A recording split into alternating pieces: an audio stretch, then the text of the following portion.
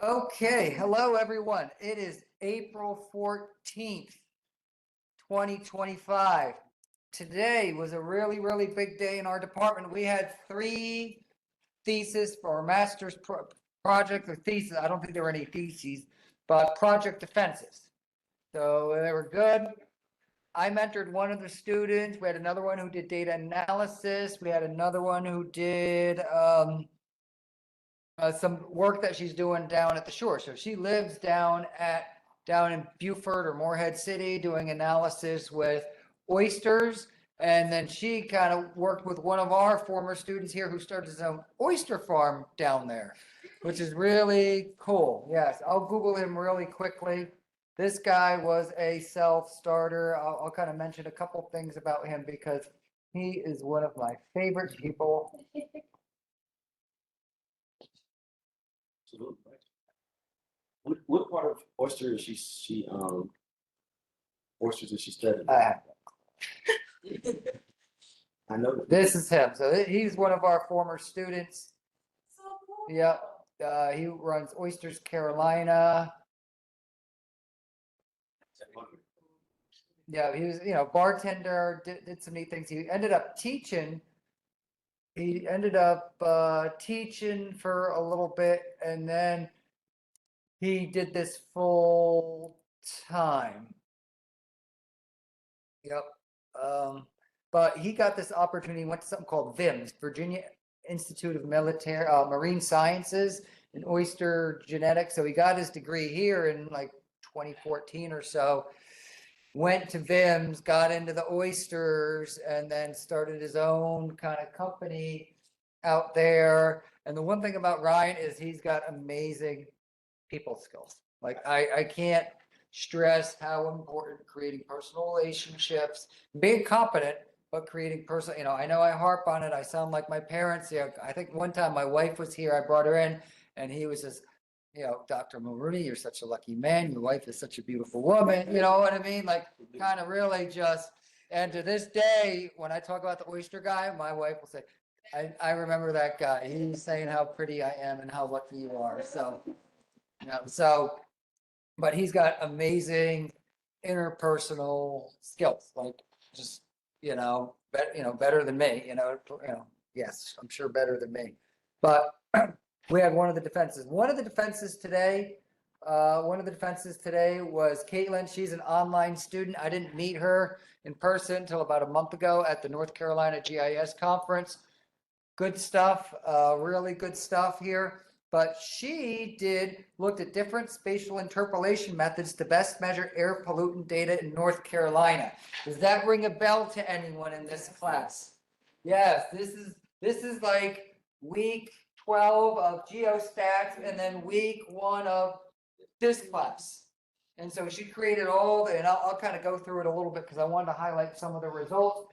But she did spatial, so she just took an exercise from geostats, turned it into her master's project. She works full-time out in Asheville working for Stormwater, where her father worked, and wants to turn that, kind of pivot that into a GIS job, doing something with utilities out in Asheville. So it was good. I like seeing, self-starters and all these other good things here. So I didn't do all that, much, but remember Kriging, IDW, splining, those are just ways that we have point data and we just fill in the blanks, fill in all the, because we might have 30, 40, 50 different sites of ozone or average, PM, I think is what we looked at. She was looking at particularly ozone, I think part of a climatology class.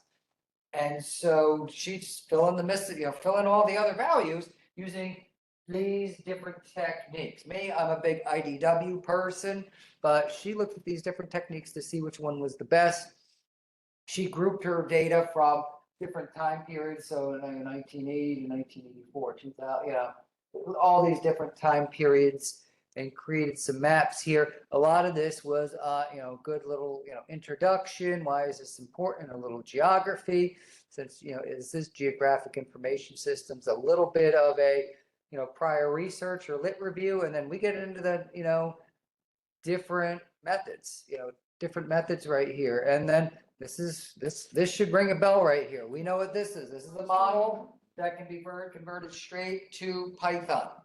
And what she did, she didn't run the Python, so she just ran it for all these data for, the time period for 2020 to 2024. Then re-downloaded it for 1980 to 1984, changed the names of these things, and then just reran it over and over and over again. So she could have done this, converted all this to Python and put it in some loops and kind of hard coded some of the names, but this is good. And we did it in Model Builder. We created a bunch of maps here. So we can see maps. We ran something called RMS, root mean square error. I don't know exactly what that test shows to find the difference between those, but I know what R squared is. I know what multiple R is. I know what multiple R is right here. I know what multiple R is right here. And then we've got lots of nice maps here. So this is the ozone right here. Interesting thing about the ozone over this time period using Kriging and IDW is that higher concentrations of ozone kind of moved to the western part of the state. I didn't really look too much at these. I didn't look too much at the legends here. So I don't know if this area was just decreasing relative to this or this area was increasing. So, because if we had some consistency with these legends, it might, might look a little wonky, because if we have normal distribution of data and we have a phase shift, over years, because we're decreasing the amount of, we have intentionality with the ability or our desire to decrease ozone, we might have some of these changes that might not be consistent across years when we display those, but that's neither here nor there. We have some of these maps. We have some of these. I don't know why we went from these colors to these colors. It's showing the same thing, because a lot of times when we use Kriging and splining, it's for elevation. So when we ran this, it's probably assuming like elevation were high, like white snow, low green. So I think we talked about, changing those colors around a little bit, but it was really neat. We found that splining worked best, or did best, when we started, IDW worked best. And then when we got into some of the splining, we got into negative PM values, which just isn't possible, because we just have minimal curvature for these surfaces here. But this is what I expect in a project here. It was good. It was solid. Probably had about 15, 20 different sources, and kind of went from there. I was really impressed, really happy for her. Especially with, online student who's really made good relationships with people. We had NASA come and visit. So people from NASA were here on Saturday. One of the things about the NASA folks, did you guys notice anything about the NASA folks? What did you notice about them? They were really young. One of them was in their 20s. One of them was like 33, and he was a program manager. So they were like closer to your age than closer to my age. And so, those the gummy clusters? No, Oh, wow. Okay. Okay. Okay. I'll just try a couple. The gummy clusters are just, So good. yeah. These are good. All right.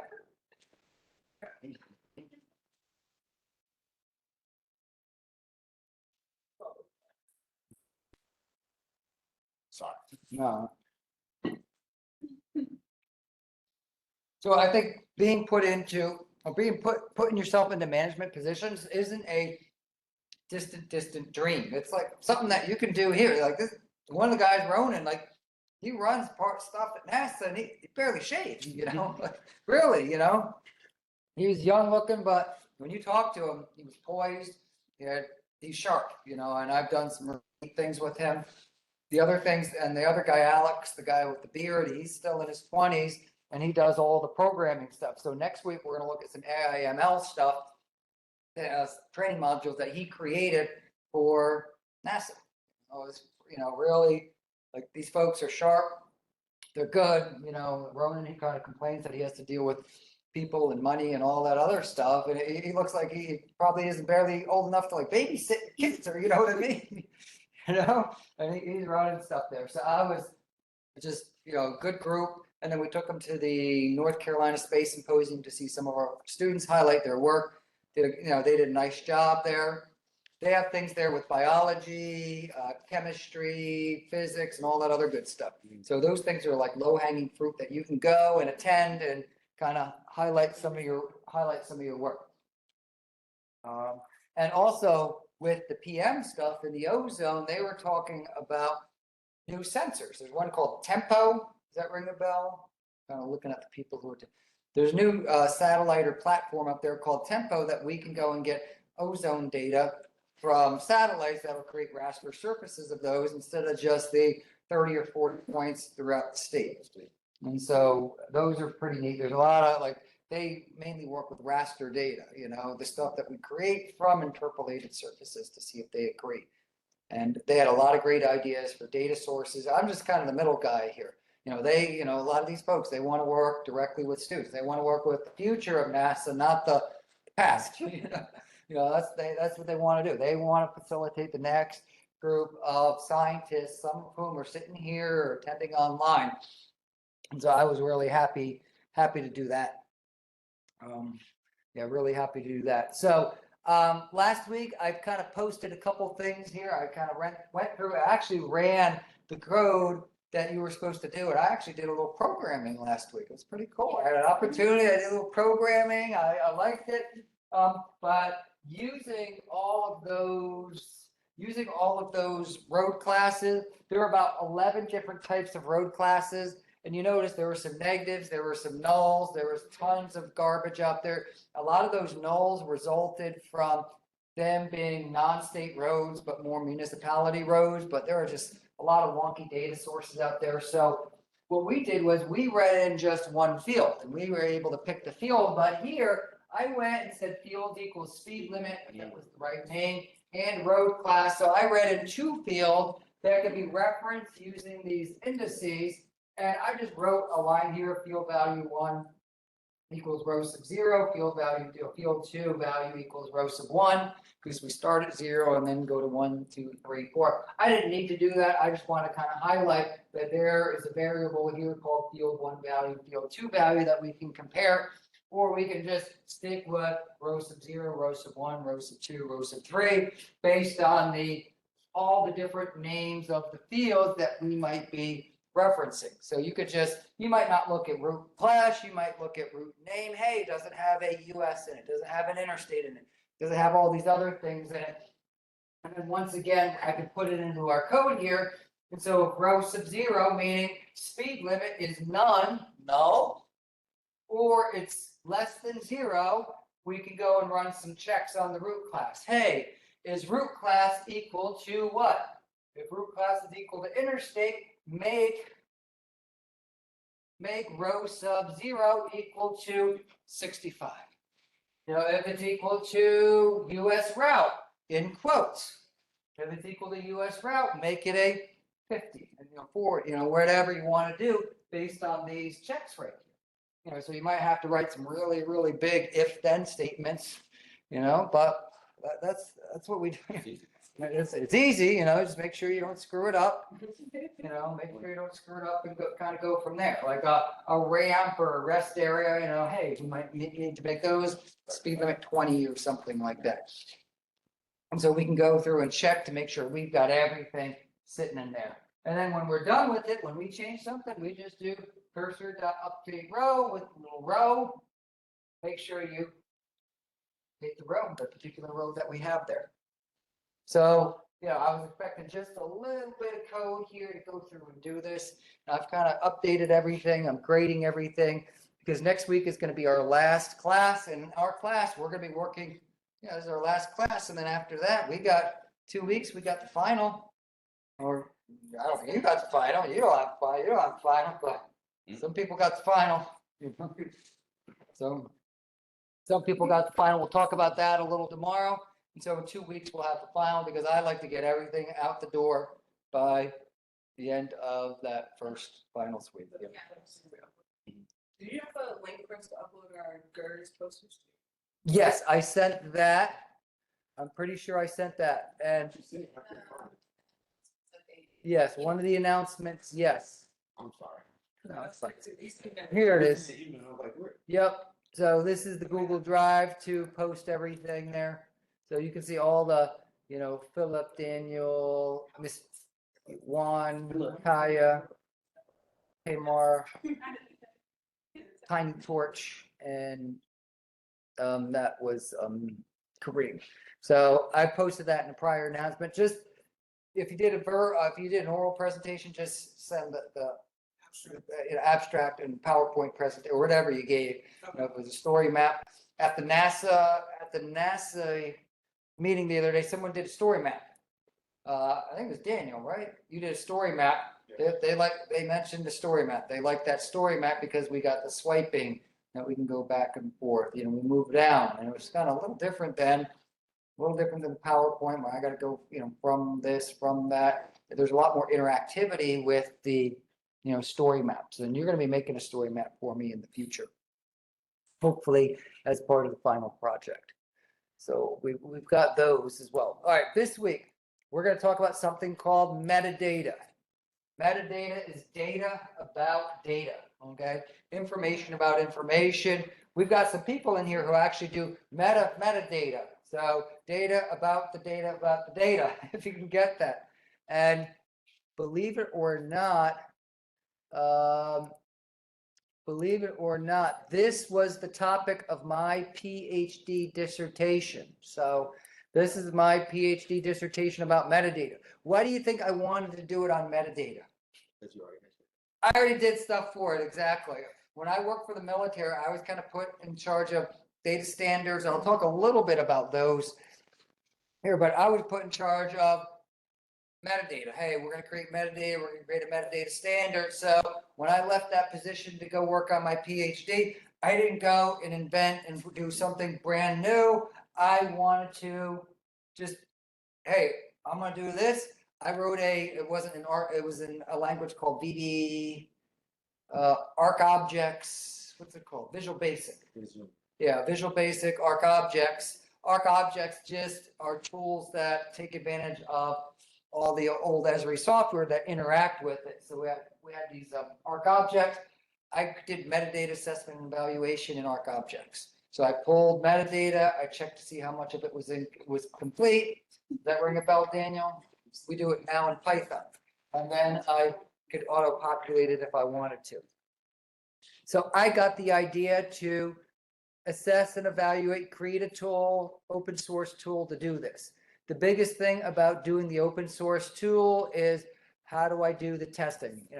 For anything with me is I always want, what kind of statistical test are you going to use? And so what I do was I created a metadata tool, and then I wanted to go and test to see how good it was. So I had a number of people go and this is what I did. I had a number of people go and test it using its ease of use, usefulness, attitude. And so I created something called TAM, which is the technology acceptance model. I ran these Likert scale classifications through, and then I ran these Likert classifications through, because when you make a tool or software, everyone's like, oh, that's great, but like, how am I going to test it? How fast does it run? Maybe with a Python, like how fast does it take to run versus me going through and hand calculating it or something like that. So I created this TAM, and then this is the code that I wrote. This is an Arc Objects. Most of us kind of get the idea of this. Does this stuff ring a bell, kind of, Daniel? Yeah. But it's, the same thing here. I run through, feature classes. I run through all these feature classes and I print things out and I export it and do all this other stuff right here. So, and then I use some Perl code, and then I did, I don't even want to. So you provide each section of code that you did. Yes. So even though it says it's 250 pages, I was only about, not only, but about 150 pages of writing, a little more than 150 pages, 155 pages, double spaced. And then the rest of it was just, here's my code, here's my results, here's all the other stuff that you need. So 100 pages of that. So it doesn't have to be too, big or robust or anything like that. My master's thesis kind of got off track, turned into like 140 pages.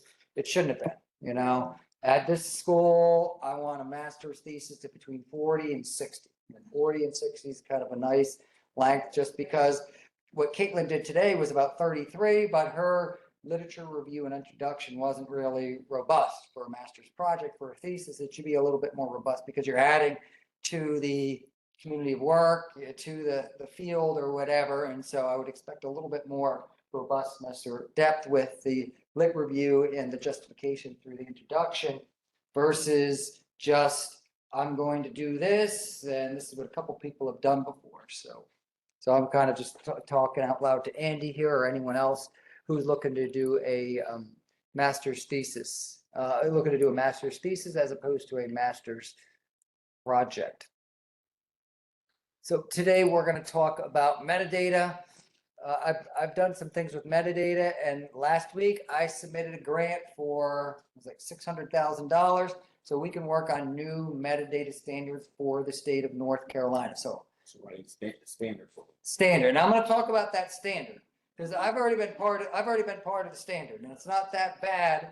And basically, what we would do is help create the new standard, and then create a tool to go and assess and evaluate it. Okay. So, because the standard is just a PDF document. It's just something that takes time and a little bit of attention to detail. And so I think I was going to pay someone like 75 grand a year for 2 years to be the point person on it because I don't want to learn this. I don't want to learn it. So I'll pay someone to go learn it, pay someone to go learn how to do it. And more importantly, pay people to, hey, you're going to work with the North Carolina Geographic Information Coordinating Council. You're going to work with the North Carolina Department of Information and Technology. You're going to work with real life professionals and do all this stuff. And we had a previous grant that we had for this. And eventually the people at the NCDIT student I hired were like, we don't want to work with the student. They because he'd show up late, wouldn't respond to emails. And so that put me in a really, they said that person by name, like, we don't want to work with this person. They're not, like, this isn't good. And that's really, really bad when that happens. Because they're like, this dude, this guy's kind of a little flaky. Sometimes he shows up, sometimes he doesn't. And that's, we had stuff going on the side, but I guess we all got stuff going on the side. We got people thousands of miles away from home, and so, you gotta do these things here. So we're going to talk about that. We'll talk about that a little bit, and then we'll look at a little bit of metadata, look at a little bit of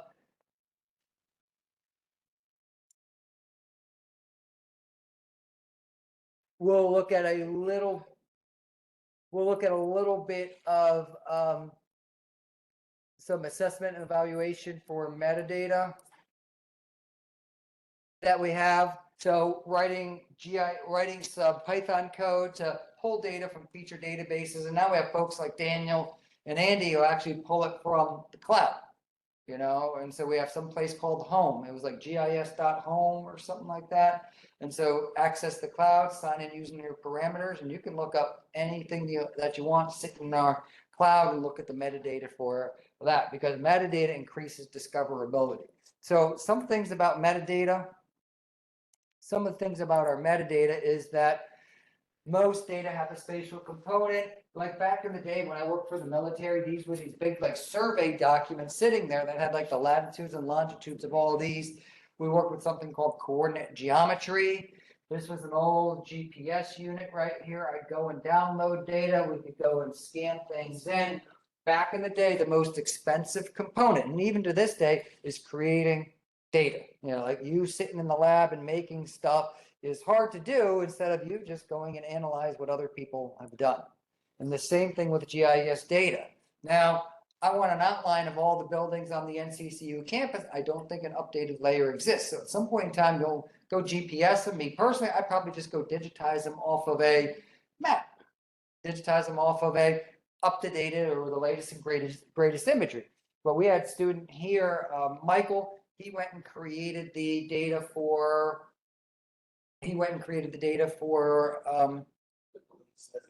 all the emergency call centers, okay? All the emergency call centers. Guys, and so we know where they are. So my big question is, what is metadata? Why is it so important? Because it's kind of like, it's the thing that you don't realize you need until it's missing, kind of, I guess like car insurance or something like that, you don't realize you need it until it's missing. So metadata can tell us what each of the feature classes represent in the real world. Okay, it has no way to tell if they're correct, how we're using them, but I see these things here, I see these things here, I see these things here. It says it gives you meaningful information to decide whether a data set is useful for its purposes. And so we can figure out if it's useful for our purposes temporally, geographically, or topically. And to be honest with you, hey, if this is crime, so what do these actually represent? Are these arrests? Are these where they occurred? Are these where the people lived, or whatever?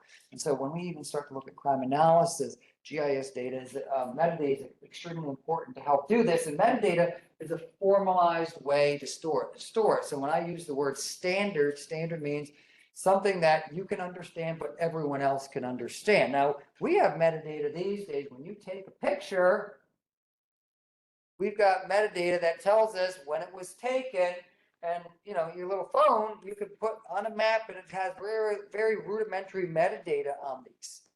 And because when I look at the GIS data right here, these are crimes, and this is over in Winston-Salem. So this is Cherry Street right here. This is where our conference was held at Trade and Cherry Street right there, or Cherry and 4th, and then it goes up 5th right there. But these are crimes or DUIs in Winston-Salem, I guess. What do these represent? And we're going to have a lot of questions like, who created these data? Did you download these? What is the time period for these? These 2005, 2006, 2007. What do these data represent? Are these where arrests occurred? Are these where the people who lived committed them? Because typically the arrests actually occur downtown after they take the people in. So these might be where the actual stops occurred. So we have metadata that tells us what these represent. How did you create these data? Someone go out and GPS those? That would take a really long time. Or did we take these from police reports? What other questions? When were they published? What software did you use to create these? Who created information about the data set? So who created the information about this? Who's creating this? Is there a contact of, are there any use or distribution constraints? And we're going to look at some metadata today that looks at all these, and then who's in charge of distributing the data? Are updates required on the data? If so, how often? How can I get in touch with the person who manages the data so people kind of go and bother you? And so Esri defines metadata as information about the content, quality, condition, and other characteristics. To me, it's the administrative, descriptive, and structural information about a GIS data layer. And when I mean structural, this is points. These are all the attributes used to store it. Where it's administrative, who's in charge of it, descriptive, what does it represent, and how is it created? So we look at how, where, by whom the data were created, accuracy of the data. We spent all last week talking about data accuracy. So what were some of the tools and methods put into place to ensure the accuracy? I went out and GPS these data on January 25th, 2025, using that GeoGPS unit. Maybe it'll give you a report. Hey, the maximum HDOT, horizontal dilution of pollution of position, was 2.2 meters. So I know these data are at most 2.2 meters old.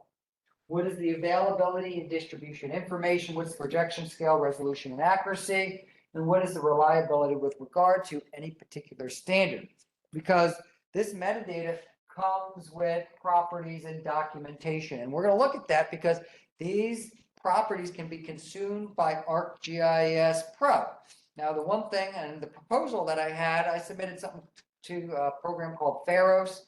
Fair, we know what fair means, right? Findable. That's it, yes.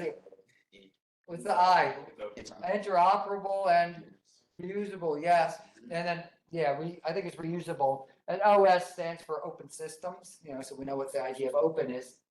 Well, I submitted to this program because we want to create open standards that can essentially be shared. But the thing about it is that there's not a lot of good metadata not a lot of good metadata documentation in ArcGIS Pro. If you look at the training for ArcGIS Pro in Esri training, there's no metadata stuff. It's all for the old software. And so that training's being created. So part of this grant is for someone not named me to go and create the training for the next generation of GIS personnel, because we go and create data and it's just, we're done.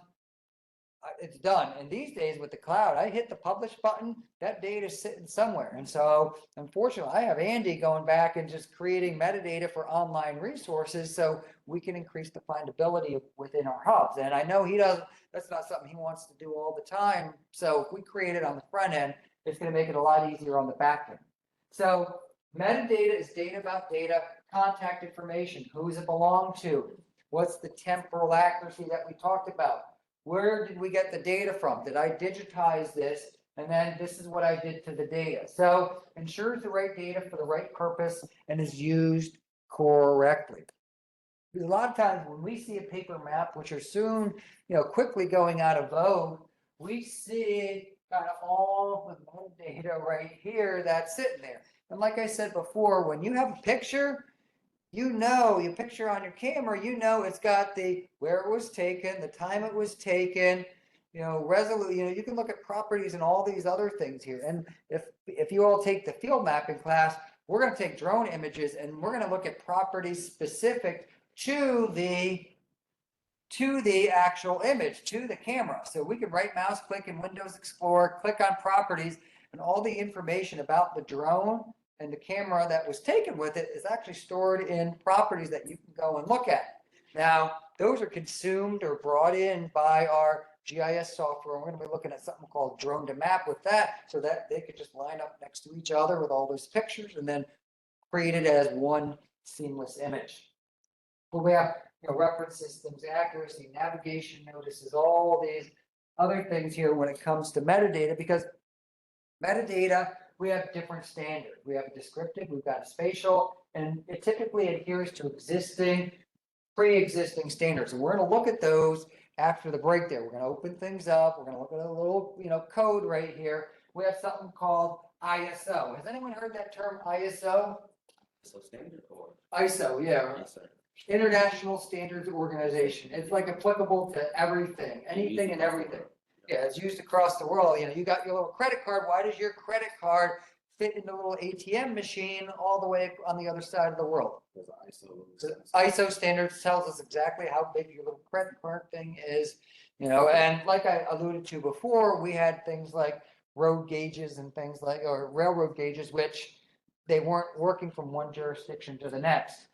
We have things called NSDI. These were created in the 90s, National Spatial Data Infrastructure, and the FGDC, Federal Geographic Data Committee. And then they created something called the Content Standard for Digital Geospatial Metadata.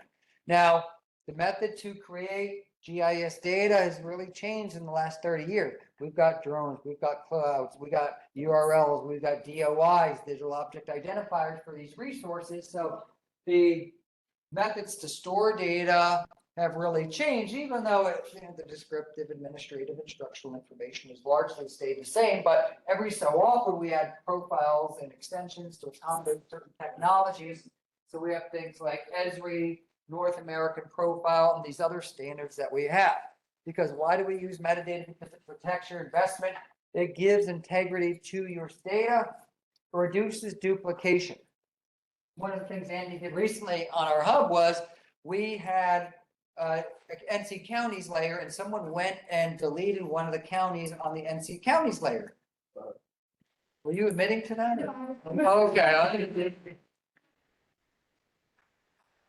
Yeah. Where is it? I think it was a Pitt County or something. I'm gonna blame someone at ECU. That's what I'm gonna do. Absolutely. Yeah. So, so we had to go and create it and like, hey, let's go check, see how many NC counties we actually have in our hub. You know, because if you type in North Carolina counties, do I want three different things coming up or just one? Because that means two people created the data that never really needed to be created in the first place. And so we don't want duplication of efforts. We want successful data transfer.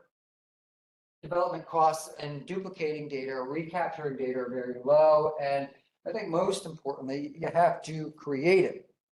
Because when I worked back in the day, when I worked in GIS, we had all these these people who, if you fire me, you're taking all of the data with you. And, you know, there's been a real push and turn probably the last 10 years to this fair and open data so that when you leave, all your data stays.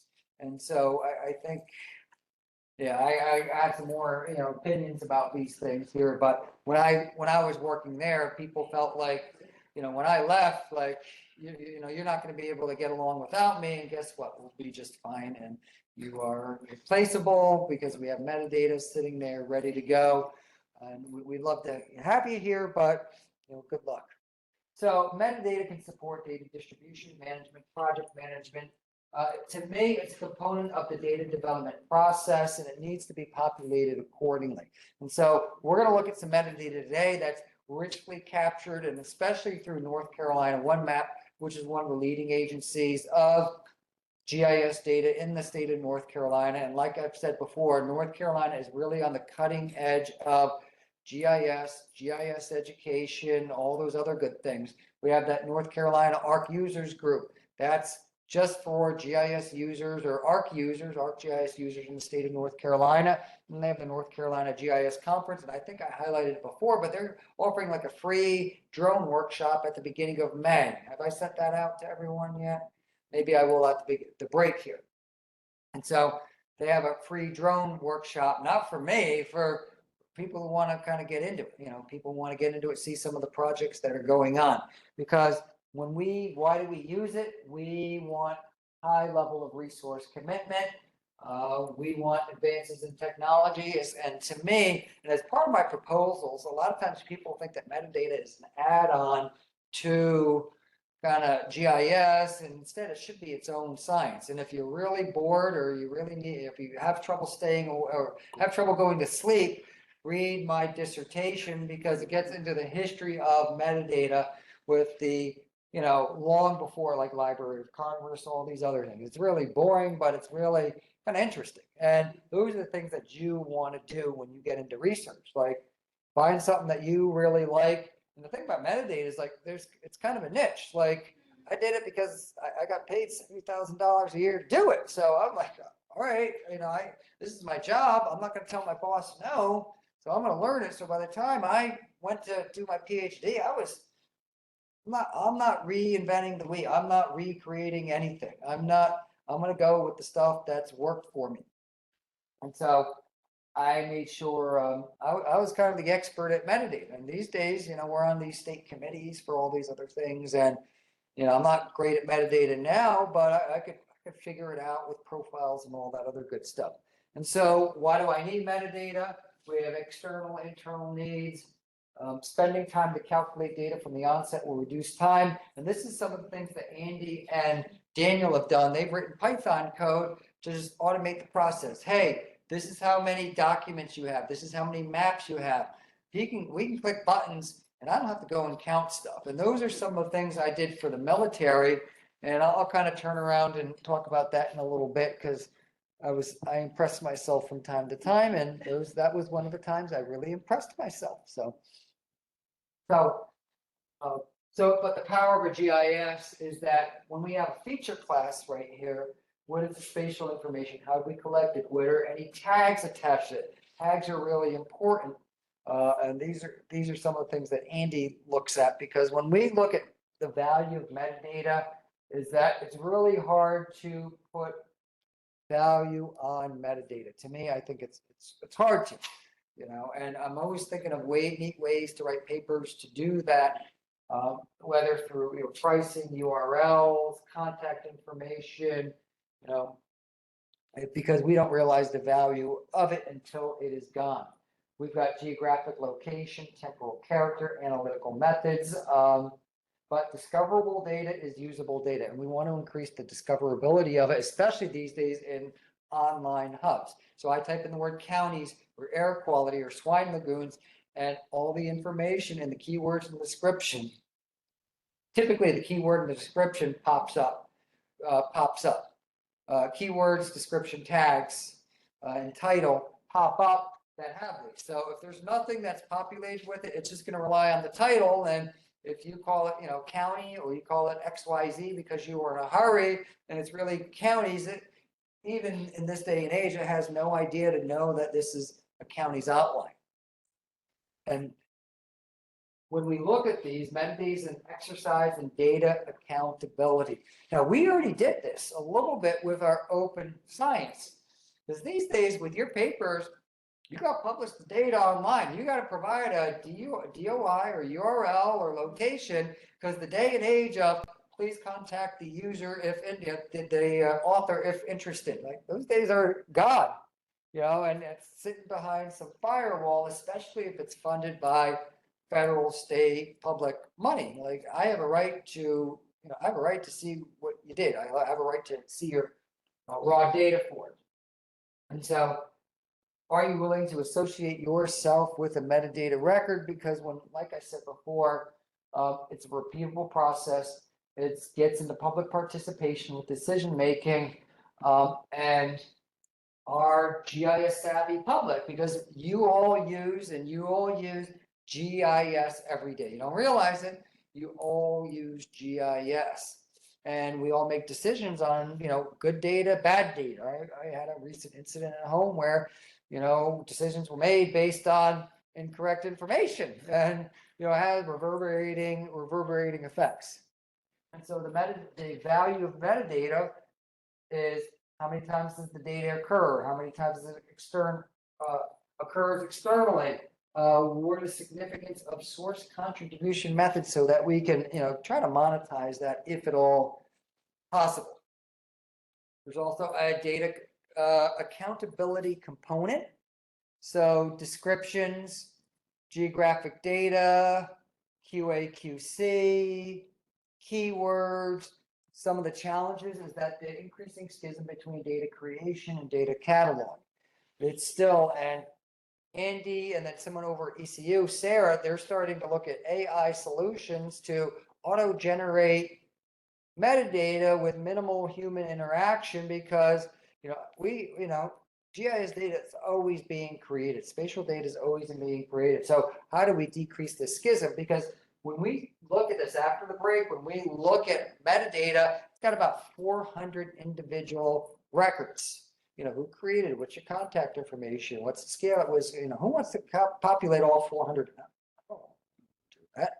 Now, probably 2/3 of those are automatically populated from the fields and the projection information.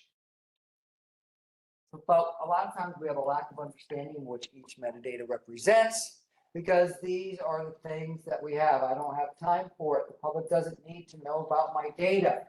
Yes, they do. Okay. Now, if we're working with military or proprietary information, business data, that isn't quite the case. And then we have things called standards. What is the standard here? Basically like ISO that we were talking about before. And we've heard of things, or maybe we haven't heard of things like Z3950, which were created in the 60s, Mark 21, Dublin Core, which is just metadata standards. But some of these are specific to GIS data, okay?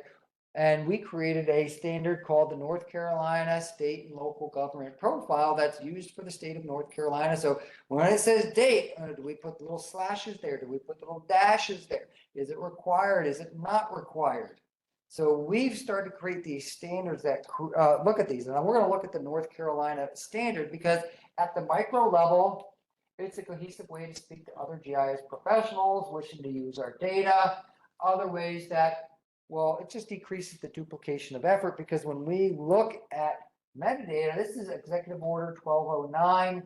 This was in 1994, so this was Clinton. And this is when kind of standardization of spatial data. We have all these different data categories. We have something called FGDC, Federal Geographic Data Committee. And they manage all of the data. Now, to me, I don't want to say not a big FGDC fan, but they're very, very general in nature. And some of the things I spoke to in this proposal were that if you go to the DoD or you go to the USDA, they provide their standards as big like PDF documents. Well, how do I import that PDF document into my GIS data lake? You can't.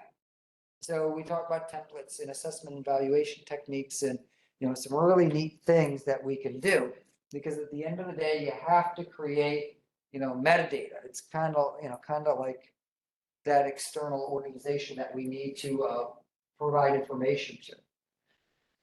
The content standard for digital geospatial metadata. We've got one called ISO, International Standards Organization, and now we have ISO 19115-1, 115-2, and these are represented in a language called XML, Extensible Markup Language. It looks like it's HTML with the little tags, but it just brings it into your file, brings it into your GIS, and knows exactly what to do with it. There's lots of limitations with FGDC. So metadata only describes the data. And then we have other types of standards here. This is one I worked with in the military called SDS-FIE, Spatial Data Structures for Facility, Infrastructures, and Environment. And so across all the military, we have roads. What's the name of the roads feature class? It's called Road Centerline. It's not called streets. It's not called roads. It's not called, my roads, Tim's roads, version 2. No, road _ centerline. What are the attributes in it? It's probably got about 100 different attributes, just like we looked at last week with data cleaning, where those arcs, there's about 93 different arcs, and didn't we look at a number of different rules attached to those? The same thing with SDS-FIE, where hey, these are all the attributes, these are the names of the attributes, these are the domain values for the attributes where possible. And so for road type, it was interstate, primary, secondary, tertiary, or unimproved. There's only 5 categories of roads. No more, no less. Your road can only be one of those. For our roads, we had 11 different types of roads. We got ramps, we got rest areas, we got US interstates. We got lots of different types. They're warranted. They're probably warranted or whatever. So I've worked with this SDS-FIE, which is pretty neat. Tri-Service Spatial Data Standards is another one we've worked with. We view metadata. This used to be something called ArcCatalog, but now ArcCatalog has been integrated into ArcGIS Pro. And then typically we've got ArcGIS metadata, and we can describe it using different ways. And so we're going to do a little bit of metadata magic here in a little bit, but a lot of the elements that we have are consistent, such as the purpose, the access constraint, the point of contact. What are things that you definitely want created? Because when we look at these in ArcGIS Online, all of these aren't sitting there. I think we have about 7 different attributes or so in ArcGIS Online versus our regular databases. And then we can use things like templates. This is what I did for my dissertation, where we extracted information on our own. And so for my dissertation, or my work previously, is that we worked with about 100 different military installations throughout the world. Each of those had between about 40 and 100 different feature classes. So how many different feature classes are we working with? Like 100 times 60 is like 6,000 different data layers. That's a lot. And my boss would say, hey, we've got money funding for 6 site visits. We want to go to the site that has the least, that hasn't been looked at in a while. So I would click the little plus sign and go on the big database and look at everything and click on each of these and cut and paste everything, cut and paste the metadata into an Excel spreadsheet and come back 3 days later and say, look what we got. And so what do you think I eventually said was, hey, let me toggle through each of the data layers. Let me extract out the temporal accuracy. Let me extract out who created it last. Let me extract out all the metadata for each of these. So I created one big gigantic CSV file of every installation, every feature class, how old it was, and we summarized those and said, hey, Fort Bliss, Texas doesn't have any metadata. So let's go to that place first. Camp Smith in New York hasn't been looked at since 1997. We're going to go to that place next. And so I turned that into a, dissertation because I already did like not 2/3, probably a third of my dissertation before I ever stepped on the UNCG campus. That's the stuff you need to do. I hate to say, shortcuts or anything like this, but, you go and, I'm paying to write the dissertation. Go save the world, go do great stuff when people are paying you to do it. Okay. And so we've got forms of metadata. These are just different file types that we work with. We can import and export to XML, HTML, HTML, something geographic markup language. These days, we look at things called JSONs. I think metadata can be, there's placeholders for JSONs or JavaScript object notation. There might be metadata for those, but we can create templates related to those that we can bring into a GIS data layer that already has these. So a couple other things I want to show and highlight. We'll take a break and then we're just going to start looking at some metadata, because I want to focus on the North Carolina state and local government profile. And it is sitting right, where is it? I had it here. So when we talk about metadata, this is North Carolina One Map. I am a big proponent of North Carolina One Map in terms of these are the people who run North Carolina ARC Users Group, run North Carolina Geographic Information Coordinating Council. They run the NCGIS conference. But we had a whole metadata standard here, and we created this metadata standard about 10 years ago. So you can see me right here. Yep, this is me here. This is Doug here. I know him. This is the guy over at NC State. NC State has a geospatial data library for the whole university. Anyone wants to make a map here, guess who they call? Oh, me. Hey, and I give it to Andy or Chima or someone else to do.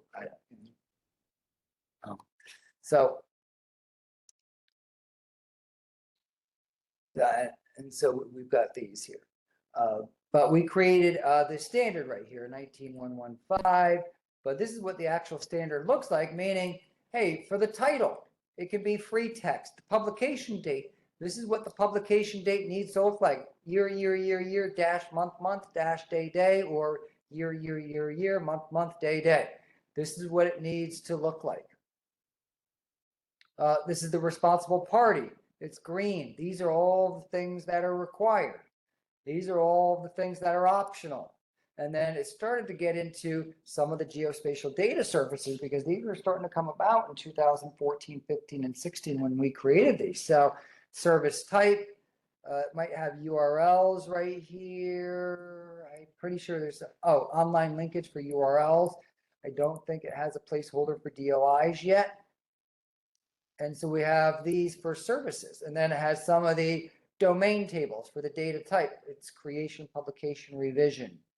For the responsible parties, that the custodian or the point of contact. For the ISO topic categories, these are some of the things that Andy works with, where these are all the 21 different categories that it falls within, so we can look at different examples and find these. So now this standard, do you think this standard imports really well into ArcGIS Pro? No. And so we create some of these templates here that has a lot of this created. So we created features, we created web services, I'm pretty sure. And then someone created, I went and created all these videos for this using our old version of GIS software. And so my grant right now, it calls to basically update all of these, and so we had a sample XML file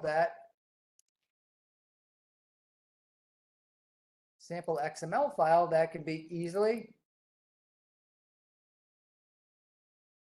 easily importable right into my GIS software. So it says here, optional, required. Here's a link to everything. Provide a postal code. So it provides directions in there for you to do it. And so typically you might populate it once, export it, and use it for your entire organization, and then change the title and the source information and all the other things that are going to be germane just to that particular feature class. But like I said before, Andy is working on, Andy, Sarah over at ECU, who is one of our former students, they're working on solutions to create AI-based solutions to populate that metadata and make it findable, accessible, not necessarily interoperable, but also reusable. So they're doing some really neat things with that. But we also need to increase the training, because if you were to look at these videos, they mean nothing here because there used to be a separate ARC catalog application that no longer exists. So I'm going to talk a little bit about the North Carolina profile here, and then we'll take a break, and then we're going to open up the exercise and kind of go through some ArcGIS Pro metadata, and then look at a couple little programming solutions related to it so that we can extract metadata or just print out metadata, extract metadata, and eventually do what I did was write it to a CSV file, run some checks on it, run some errors on it, just like we did with that error log last week.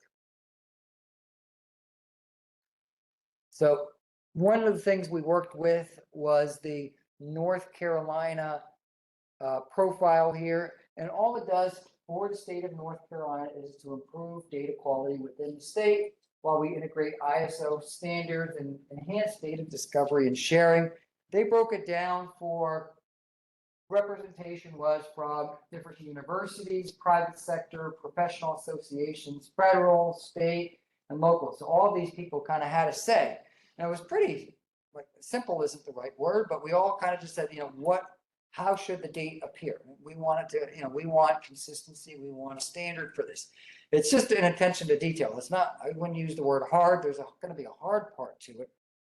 But when you receive data from another organization, what key information do you need to know to apply about it to verify it? So this standard is built on some ISO standards like 19115, 19115-1, geographic services, and then these were adopted previously from the content standard for digital geospatial metadata. But like I said before, URLs, DOIs, information related to drones didn't exist back then. So we're constantly creating placeholders for them within metadata that'll be understood by the software, because I just can't magically add tags to an XML file and expect our catalog to understand it. So that's really hard to do. So we use this ISO standard.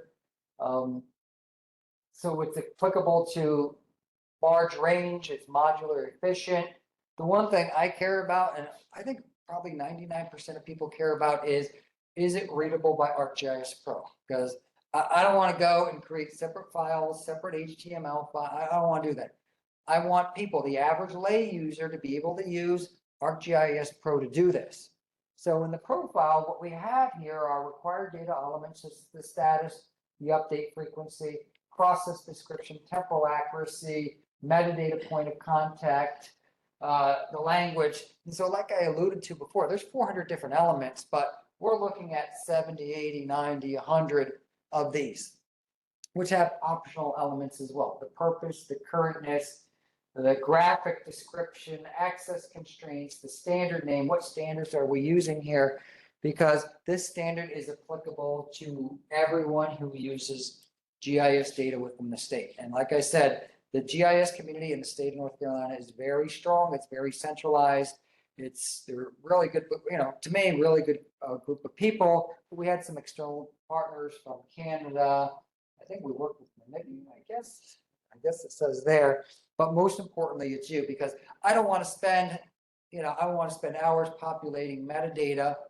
I know Andy doesn't, because he's kind of going through and backfilling a lot of the metadata that we created. So when we standardize this content, we can leverage the existing investment. So if I have, Swine Lagoon sitting in there in North Carolina, one map, there's no reason why I need to go and recreate it. There's no reason why I need to.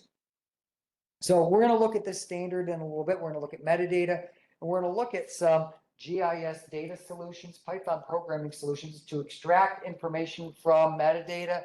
Maybe you can think of something a little clever to do with it, and we'll call it the day. So let's meet back here at 6:15, and then while we're here, I want you to unzip everything and open up the project that's called metadata assessment. So we're gonna open up metadata assessment right here. And so by the time you all get back, we'll be here ready to do that. Week 10, yeah.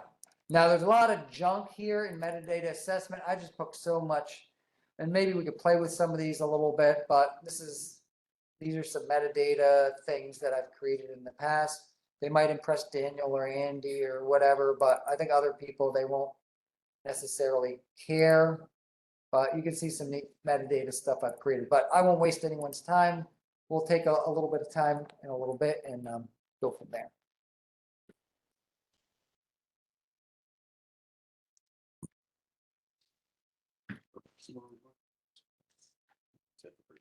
What's that?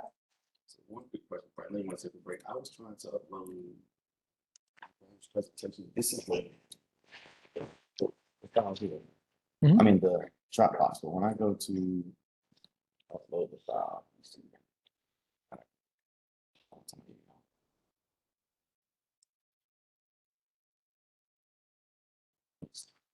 Probably should make exercise.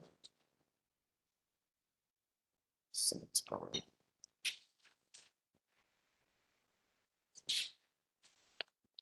So, yeah. So when I go to bring this file from there over to here, it says it's not enough storage.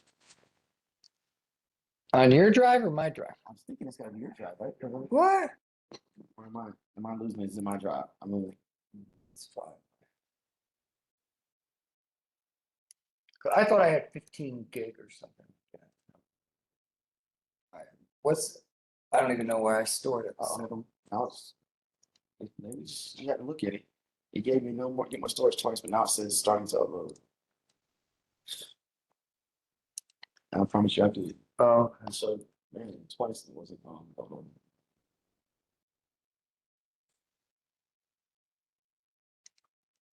It's just good. That's good. Can't create it. Yeah, it's 2 years. because mine said line thing here. You got plenty. Yeah, I got plenty of storage. So is it saying it won't I can't unless I buy storage, I can't upload? What I would do is, I don't know. Like, I don't, like, I'll just get storage. yeah, because my thing's like, it likes. It's up there.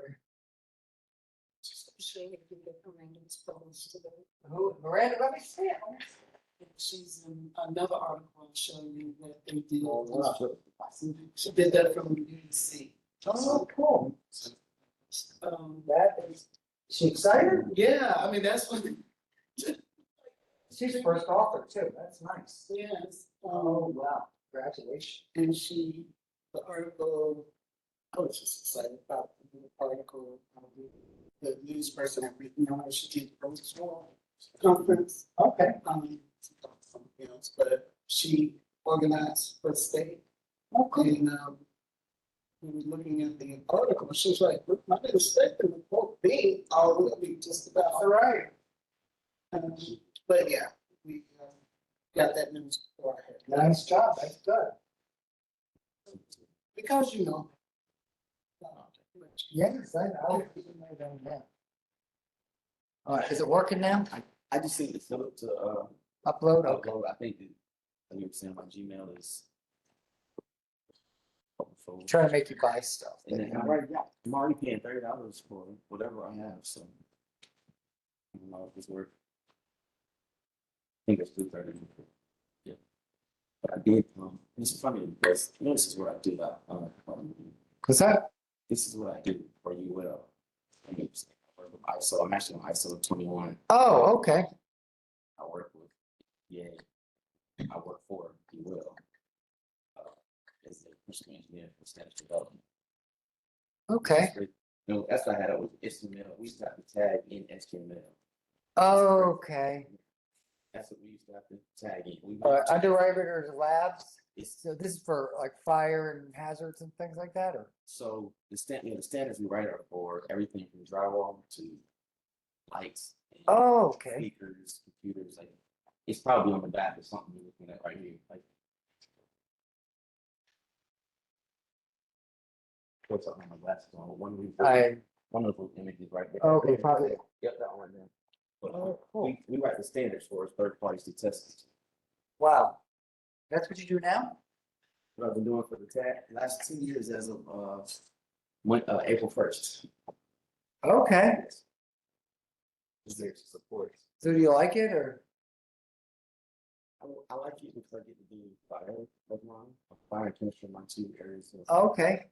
expertise. So yeah, it's pretty, Oh, neat. That's pretty cool. it's a no, right? Yes, What's that? What is SG? Is the G in SGML geography or generalized? it's not geography, I can tell you. I didn't think it was geography.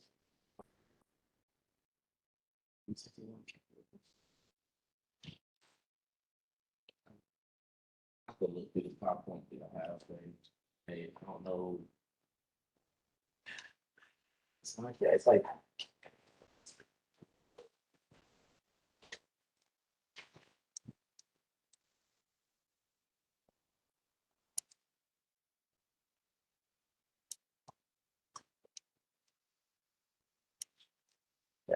We're gonna learn some neat geography stuff today too, I think. I hope so. Generalized. Oh, okay, generalized.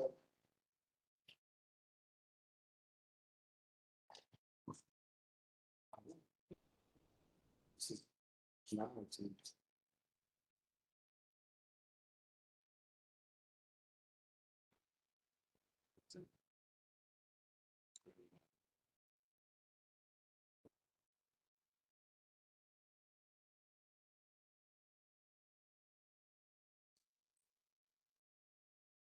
Say, 2 students. Hmm. 10. Or 310. She said. Two photos.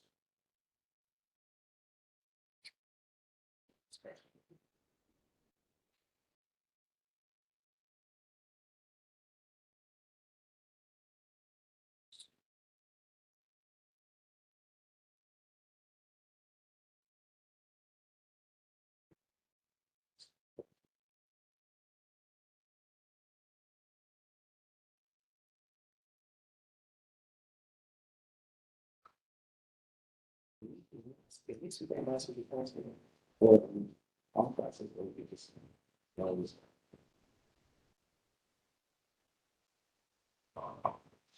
Because next week, it's just, it's regular to get big stuff. So you go, it's a bond, that's stuff we get big service. All right. Shit. I guess they didn't say that we never got to get back, so we didn't know what. So I was gonna stick with, so I don't know what. We have to tell you. He was an email back, so I told him, we got an email back, but we didn't have to talk about it. So we're gonna talk about this, like that.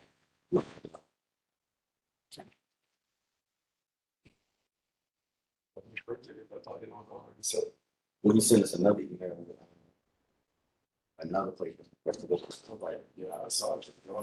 Yeah, at that point, I do. I heard, he saw it. So we don't fix the fish, the sound migration. Because of the police. Instead of going. 7 years, something like it. It's about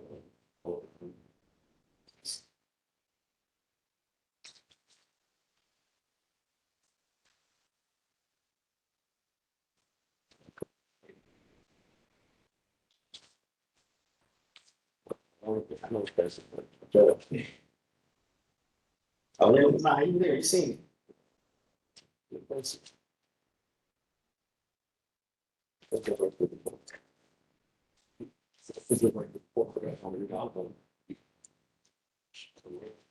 Wait. You did present this stuff like that. Which you we got the presentation back.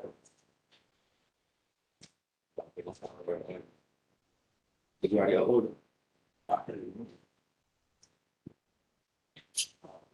figure out.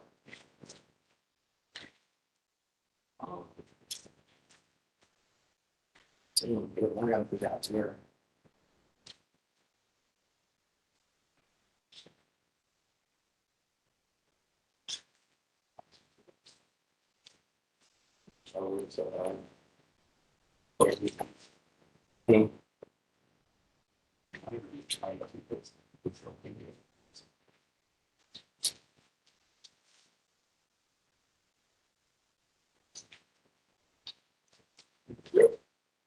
Yeah, I still want to see it, which is crazy.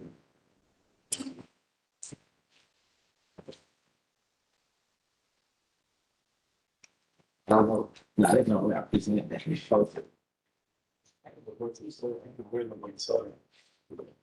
I know like that's not because that's how I relate my leading is I look at the what did he say? I think that's such a what's it? What's it? There's a B or something. It's the it's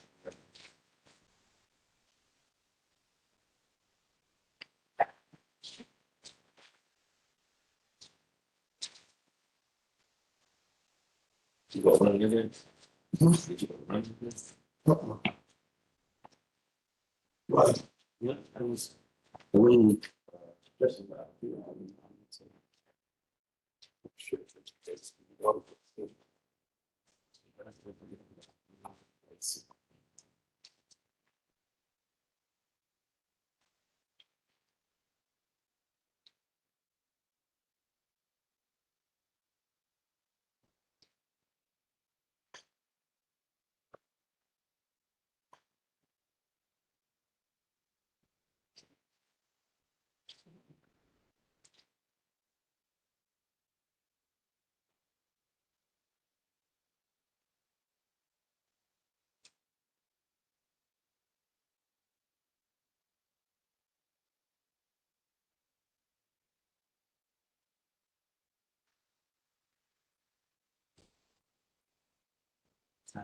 It was nice and proud.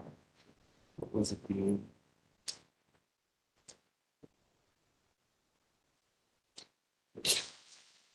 We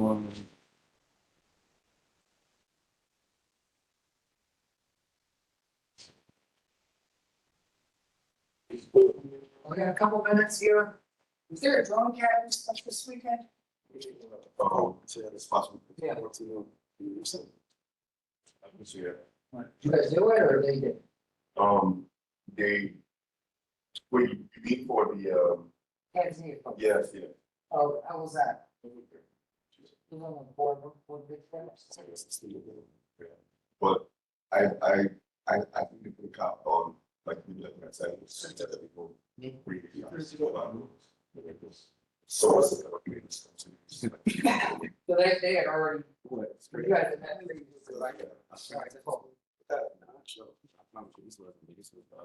Was there a science thing here this weekend too? Did you guys do that or no? I know I see somebody else, I know if you took it. Okay. All right, so today, and Andy will be around to help you, he's coming. One of the things we're gonna look at is, let's open up the project called metadata assessment. Okay, metadata assessment. I've got a bunch of Python files. Those are the ones that end in PY. So those are some old Python things that I've created. One of the people that I worked with on this is a guy named Richie. This is Richie. He is he came to us. He's good. I can't even sit, but he He was class valedictorian. He's an older student. He's probably in his 40s or something. But he was a kid who worked bartending, all that other good stuff, kind of like the other guy, Mike, that I was talking about. Yes, I called Mike. I called Mike the new Richie. So like, like Mike, this is Richie, and then the other guy was called New Richie. So Mike was New Richie. Kind of had a whole life before he came to Central. He couldn't even get into school here because of his GPA from high school. So he went to Durham Tech and transferred here and was valedictorian in the class and all that other good stuff. Got into Python programming, got into really early AIML stuff. And he worked for a place called Precision Hawk, using Amazon Web Services for ETL pipelines through Python scripting for a bit, but he had a girlfriend who lived, I don't know what it is now, but he moved out to Vancouver, Washington, Vancouver, British Columbia, moved out there a few years ago and is working now with Georgia Maine Food Group full-time here, just doing great stuff with data programming. I'm saying this because a lot of the Python code you're going to see was started by me and kind of finished by him. I write this code, you go finish it. So, but you can see some of the great things that integration of Python will get you. He was a photogrammetry intern at the NCDOT, and then he did automated metadata management using Python scripts for NCDOT projects. He helped with tutorials, participated in conferences, but like I said before, I was on a project with metadata and they had we had a student and they said, we don't want to work with them anymore. So guess who replaced him? Richie. And so we used to give metadata talks in here because the prior student he was good. He just didn't show up, he disappeared for 3 weeks, very, very talented, but some of the stuff outside of class was impacting class. And, it's hard to tell someone at the NCDOT who's giving you $100,000. I was like, yeah, he got in a fight with his girlfriend and he's sleeping in the car.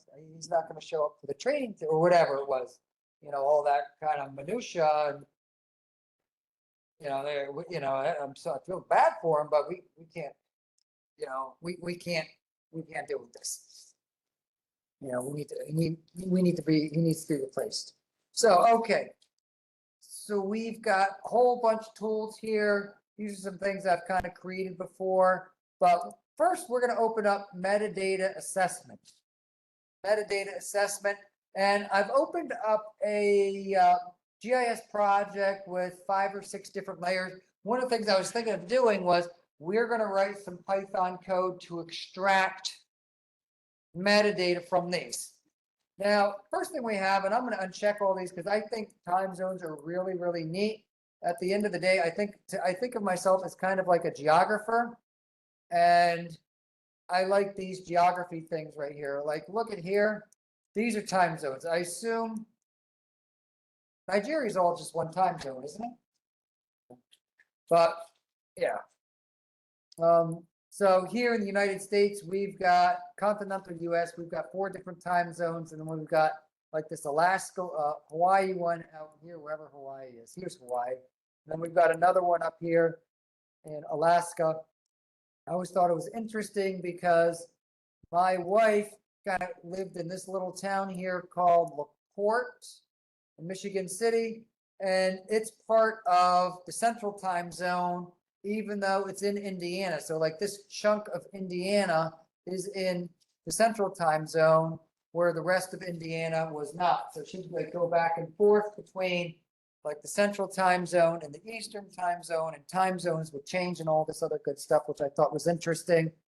They're usually in kind of more remote places. Another thing I thought was neat here was like, look at this. This is Newfoundland. And then, so if I click on it, this is minus 3.5 hours.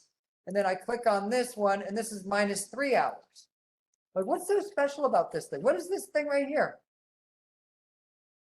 And I'm looking at Canada. because the interesting thing was I was in Puerto Rico, and Puerto Rico is in a time zone ahead of us, but it doesn't recognize daylight savings time. So right now they're on our time, but come November, they'll be an hour ahead of us. And so when I flew out on like that Saturday. So I got there and they were an hour ahead of us, and then I woke up in the morning and now we were all on the same time. Yeah, because it was right at the, right when it switched. But some of the interesting geographic anomalies, like Venezuela is minus 4.5 hours. Why is Venezuela minus 4.5 hours? I don't know. I think they want to be, right? They're a little different here. But what's this thing right here? Why is it like this is literally like a few miles away? What is this right here? Does anyone know what this thing is? What is it? What is it? Let me go to view.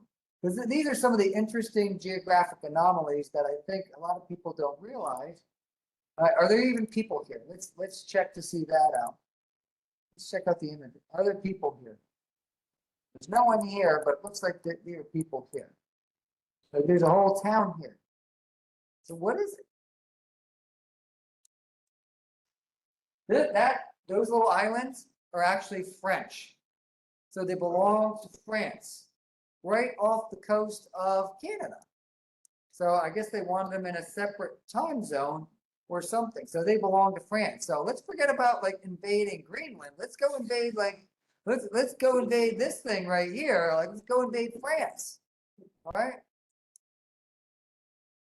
And then you can see like Iceland right here where I've been is in this time zone here with England, but then in France here it's the rest of Europe here, and I guess that's with Nigeria here. Yep. Nigeria here, but it's kind of interesting because I've been over here in France right here, and I was in this part of France, and then this is London, and they're further east, but they're a time zone an hour behind, which I always thought was kind of neat. So these are some of the interesting time zone anomalies if you're ever into geography. I like talking about this. There's not a lot to learn about this, but the neat thing about it is if I right mouse click, once again, they're not like straight down, which I think is neat. No. Oh, Andy learned something today. Good. Andy learned something. He sat in data science class and he learned something about time zone. Now, the interesting thing about this here, I lived in the state of Idaho, and the northern part of Idaho is in one time zone. You drive through towards the city of Boise and you're in a different time zone, which I thought is kind of neat here. So, and then this is the rest of Idaho, and then part of Oregon is in this mountain time zone, which is 2 hours behind us.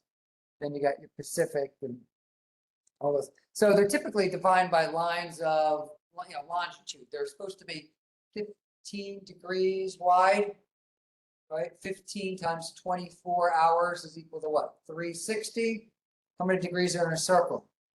360. Obviously because of the projection, they just look like slices. In reality, they kind of go up, they kind of go up like this instead. But because of this projection, they have this. And I know there's some, issues, in the Middle East where, Israel has their own time because there are certain countries that don't want to be part of Israel time and all that. This was neat right here. These islands right here. Has anyone heard of this island here? Real quick. This is North Sentinel Island. Anyone hear that? And the people who live there literally live like in the Stone Age from like 10,000 years ago. So it's a protected island. So people they still have throw arrows and things like that. Yes. It was recently in the news because people are not allowed to go there.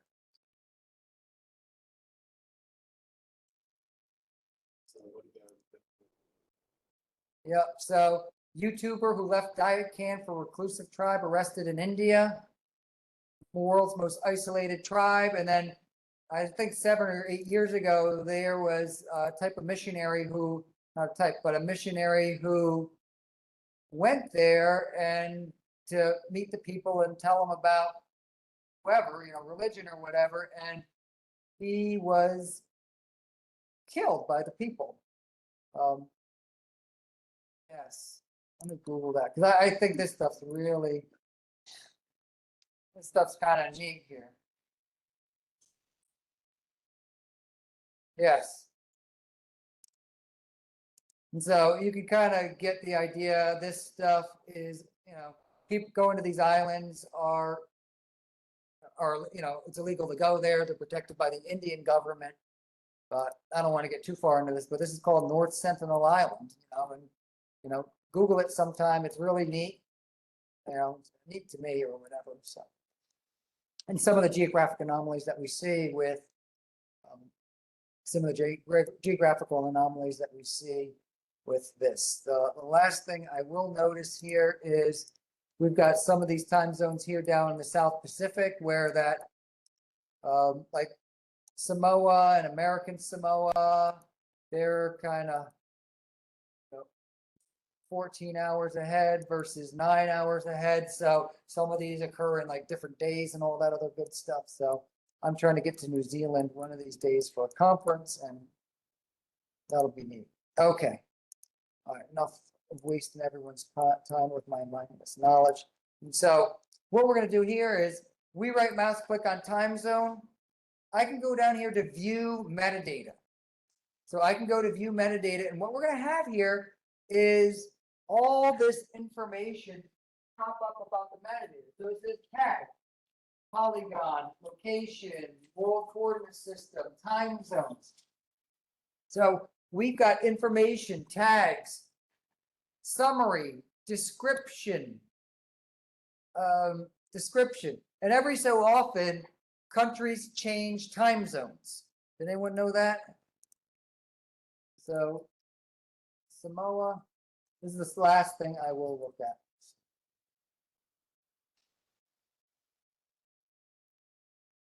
Yes, so Samoa actually moved ahead a day. Samoa uses UTC plus 13, so they're 13 hours ahead of us. So right now it is 9:30 in the morning versus back in the day, it used to be 5:20, it used to be 5:20 in the morning previously, people were just waking up as opposed to now just waking up the next day. You know what I mean?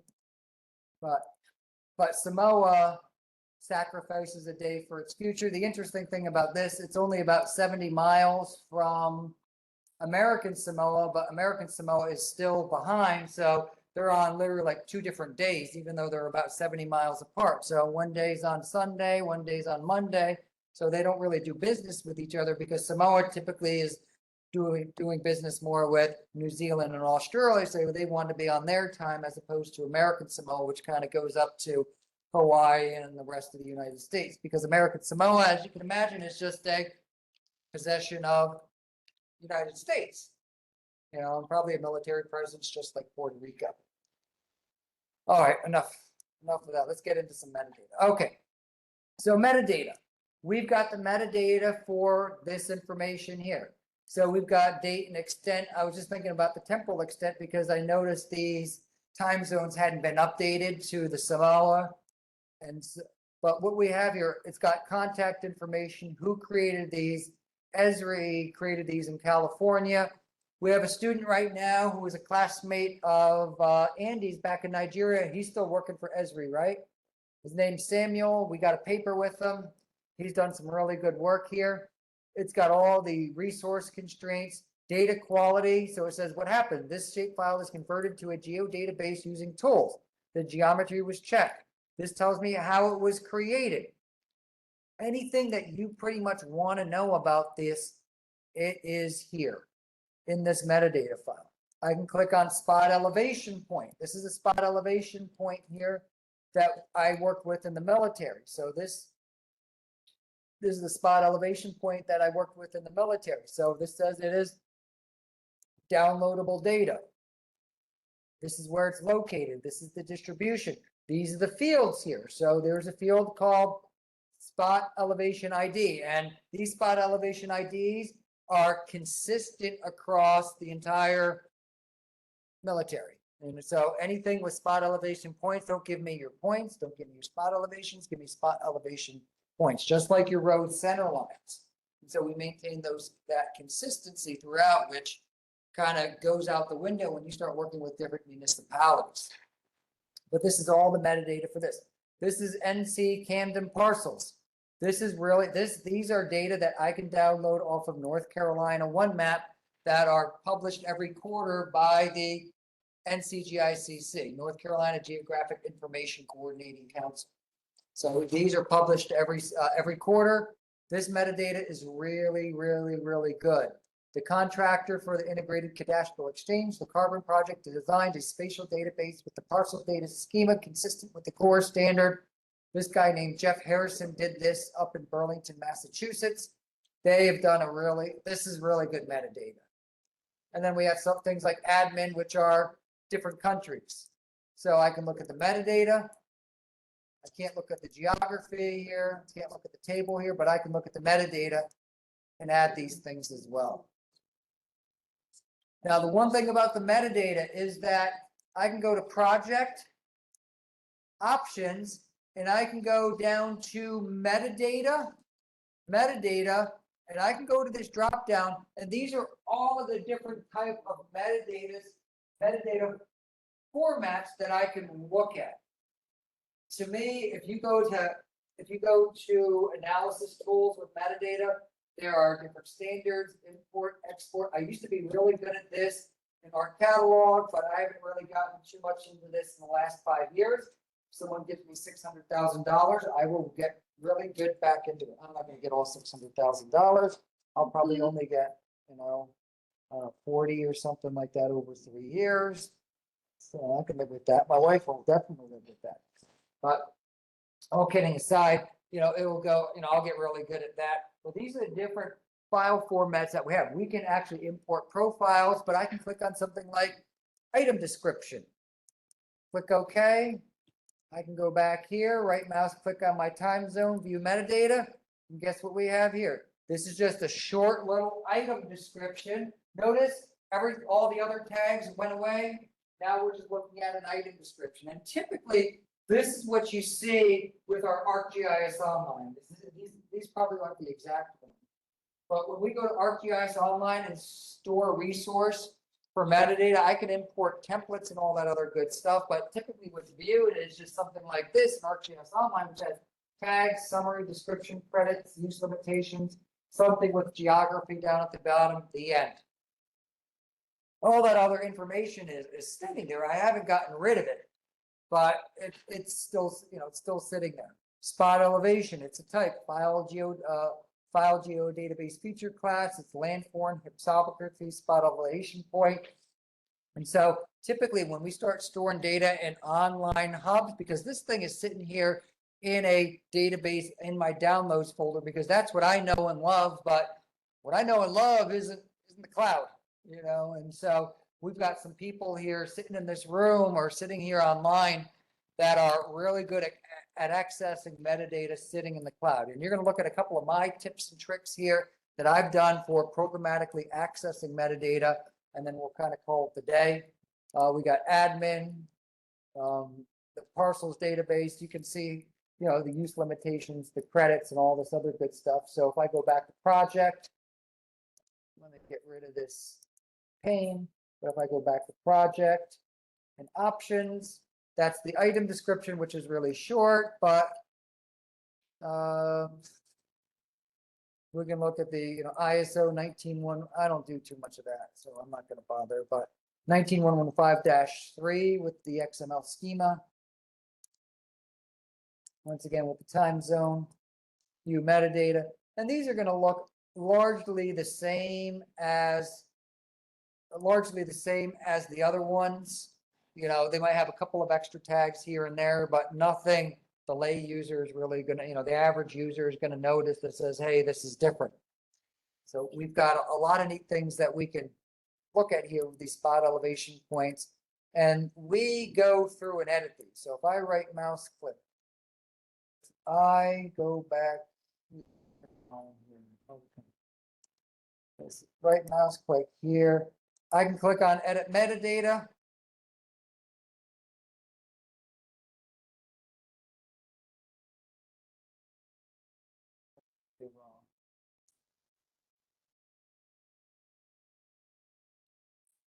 The layer is accessing the data source's metadata. Browse to and edit metadata from the data source or set the layer to have its own metadata. There we go. There we go. There we go.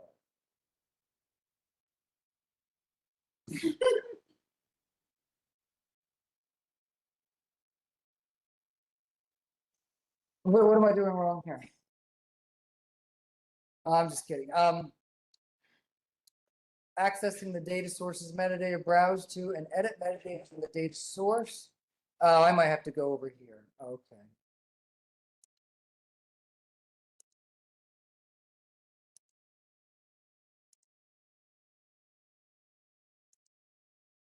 Just for the heck of it.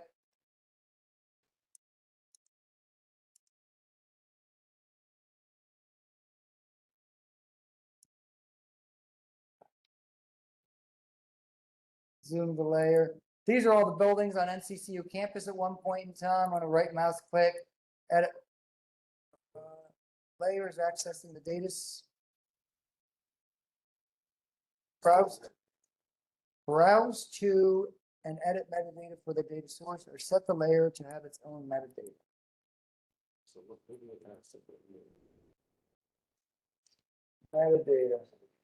Oh, it's currently read-only, layer have its own metadata. There we go. Okay. All right. I'm still batting 1,000 here. Okay. So this is for item description. I can go through and type in this information, using this GUI. Now, previously, what I used to do was you can programmatically access and have these, just like we did last week with our rows, like, hey, update this record for this speed limit and update the cursor. We can do the same thing here where that I only have to go through and put in the title, put in the text, put in the summary, and then everything else will be updated. So I can go through and do that as well. Other things that I have here, and then we're going to look at the Python code. Some of the other things I have is that I had Richie create a Python script that went through and looked for everything that was missing for a database. So he applied that standard and says, hey, if it's not in the right format, it's missing. The beginning date is missing. The ending date, the online linkage is missing. The ending date, the map projection is missing. And so all this information I had him go and hardwire this into a text file. And so I gave the people a big old report that said, you're missing this, you're missing this, you're missing this, you're missing this. This is pretty useful. Some other useful things that we've done is that we would, toggle through databases. And this is some of the metadata that we looked at. So we would, hey, this is a report, and this is what I used to do for the military, except these were much, much bigger. So let's look at the feature class. Let's look at the publication date. Let's look at the responsible party. This is some of the information that I had. And then while I was keeping track of it, I said, how many nuns do I have? What is the total number correct? Which attribute which was populated the most correctly? And so instead of me clicking on each of those individual files and going down each of those with the item description or whatever, they wrote a Python code, and Richie cleaned this up largely, wrote Python code to go through and do this. So now I could go to my boss and say, hey, the metadata is 2024-01-05.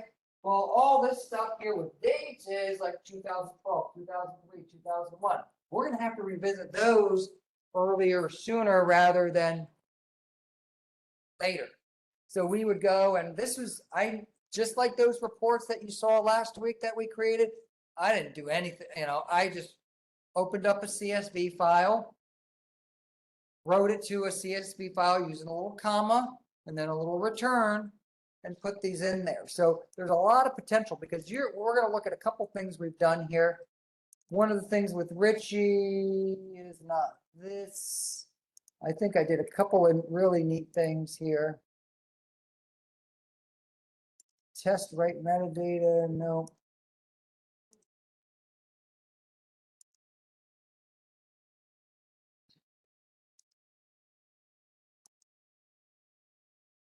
So this is some of the metadata that we did.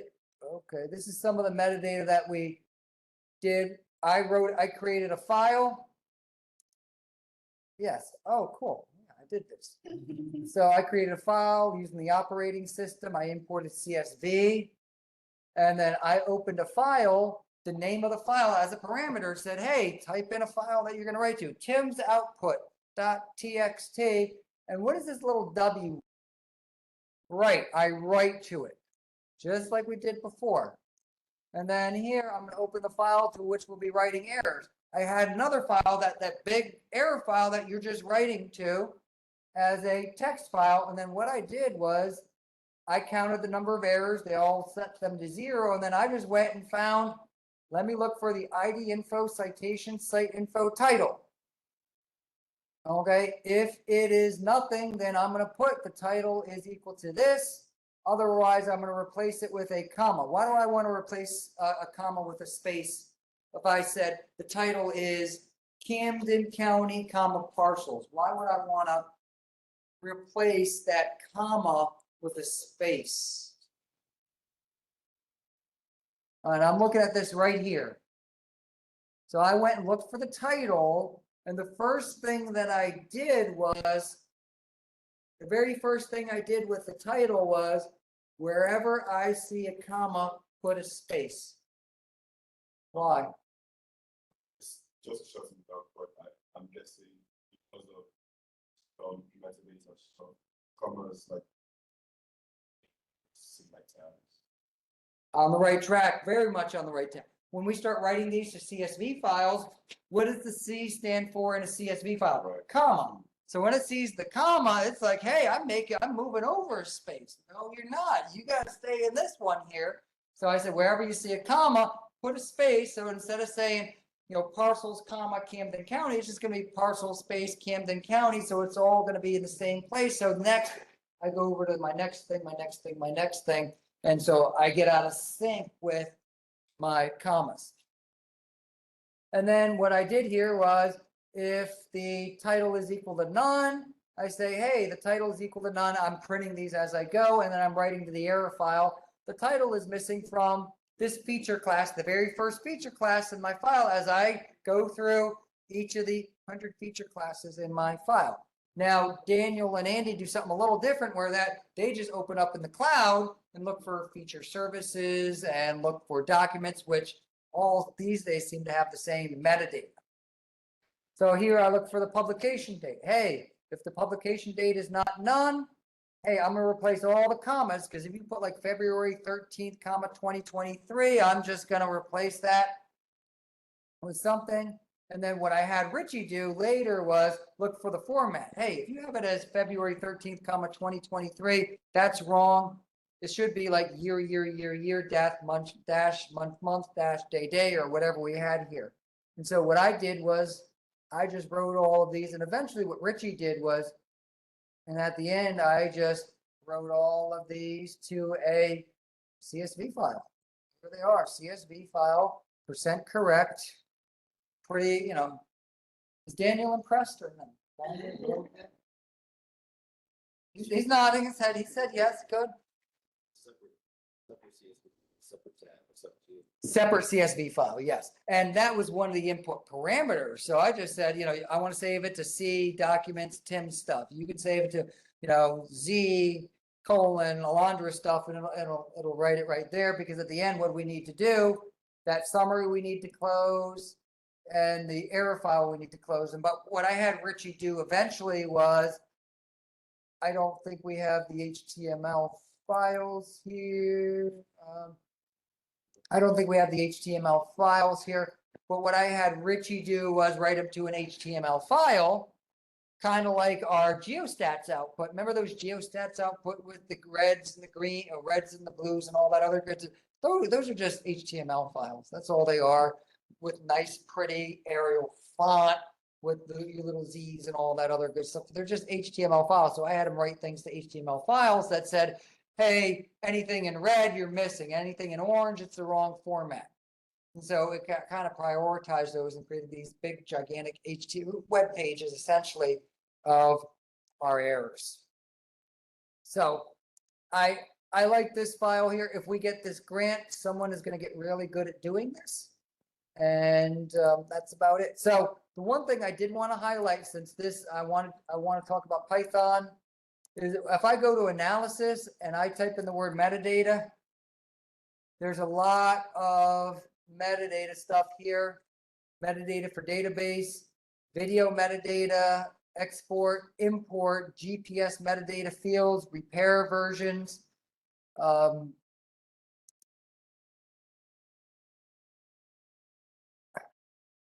Export MG, I don't even know what this is, there's tons of different types of metadata. To me, ArcGIS Pro is kind of deprioritized metadata from the last version of ArcGIS that we used. So it's kind of sitting in place instead of you having your own separate metadata editor, which we had, a data management tool, which we had in previous iterations. That's the software you guys used at home, the ArcMap? Yeah. Okay. So ArcMap, we had something called ArcCatalog, which managed everything so you could view metadata and view it separately in tabs and all that other good stuff. And so, how to repair metadata, all this other good stuff. So it's got some separate metadata tools within here, but to me, they're not as robust. But what we're going to do here is we're going to view the catalog pane, and we are going to look at some metadata tools. I have a tool that was created by Richie. I guess this is the Richie tool. And so I'm going to just edit this one. Let me just see. Let me see if this is the big one. Oh, this might be the big file. Oh, yeah. Maybe this is the really, really big file. No, this isn't it. Okay. Oh, yeah. See, we created an HTML file where he says the publication date starts with 1, 20th century. Publication date starts with 2, 21st century. The publication date. So he's checking to see to make sure the first digit of the year is a 1 or 2. I don't know if it's correct, but he just, if it's like 9999, hey, you're wrong. And we've listed this as an error. And then he goes through and runs some checks on these. The publication date does not have the full date listed. And then we're writing these to HTML. I know that because we're writing this, we're auto-generating these tags on the fly that's interpreted by typically your web browser, which I think is really neat. So these are some really neat things. So these are just taking off on what he did. For completeness, it's either completed, historical, obsolete, ongoing, plan, required, or under development. And then otherwise, we have an if, else if, otherwise, hey, progress code is not recognized. So it's not recognized. And so he wrote, so this is the domain table because according to that standard, those are one of the 6 possible values that it has. So if someone decided to grow a brain and type something else in, he went and, he went and checked to make sure it was there. Okay. And then he starts with historical, complete. So you can see some of the neat things he did. Update frequency, just, really neat things that he did here. And these are all written to an HTML. These are all written to an HTML file. And right now, these are written to ctemp output, ctemp error file. So these are hard coded for something that we were working with, but these could be used as input parameters. Because where is the source database? Okay, it's sitting at ctemp timtemp.gdb. I don't know if that file is there anymore, so we won't mess with that. But we're going to look at the assess metadata, and we're going to look at this one here because this is relatively small. And what we've got right here is we're going to run a little program that checks out the metadata for a particular database that we look at. And yeah, we're going to run something for a particular metadata. I already ran this, so I gotta make sure I know what I'm doing. The title is missing. Current title equals none.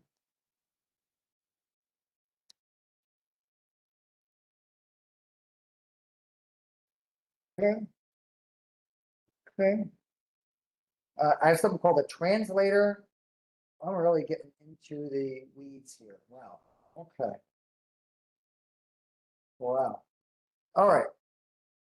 So let me try running this one here. Oh, wow. Okay.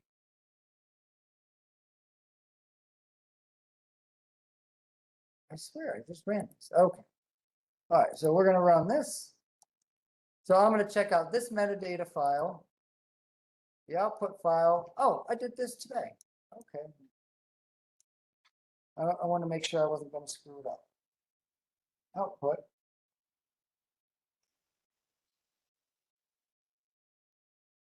I created an error file. And we're just gonna write it to output, just for the heck of it.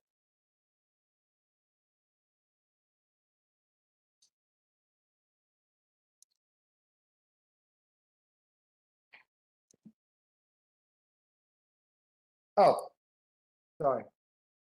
We're not doing this one. We're doing the metadata assessment. That's what we're doing. I was like, I don't remember doing this today.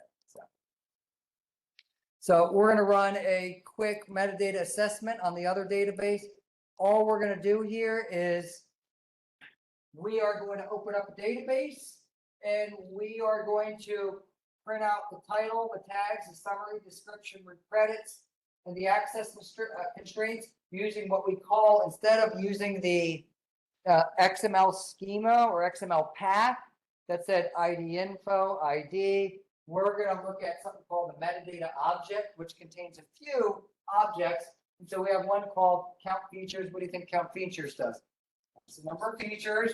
And then I have something called title, tags, summary, description, credits, and access constraints. And we're just going to add a message that, what do we do here? We just go through, look through it, print it out. So what we're going to do here for a database, I'm going to open up a database. I'm going to use this database. I'm just going to run it. So the database is equal to this. And then for my particular project,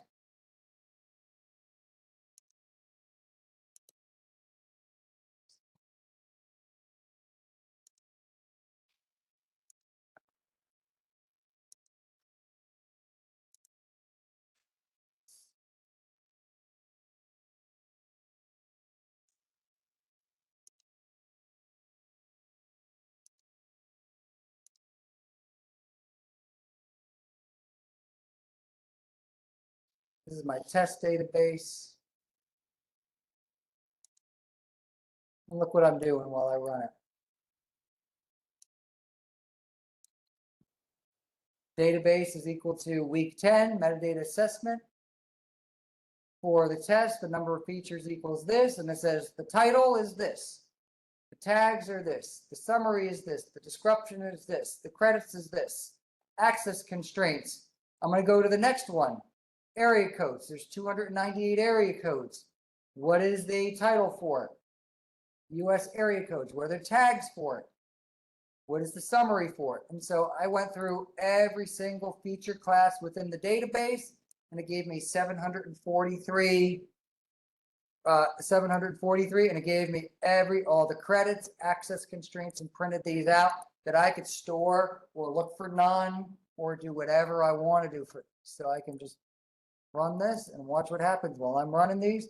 I'm accessing the metadata to look for these. Now, the stuff Daniel and Andy have done is a lot more robust than this, and kind of if you want to do that a little bit more, you can look for those. Now, for the homework this week, for exercise 9, what I want to do, we discussed some Python tools as a guide.